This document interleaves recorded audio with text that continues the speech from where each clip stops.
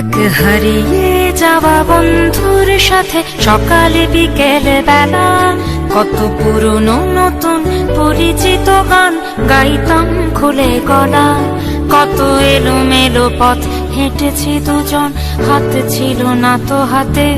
ছিল যে যার জীবনে দুটো মন, ছিল জড়াজড়ি একসাথে।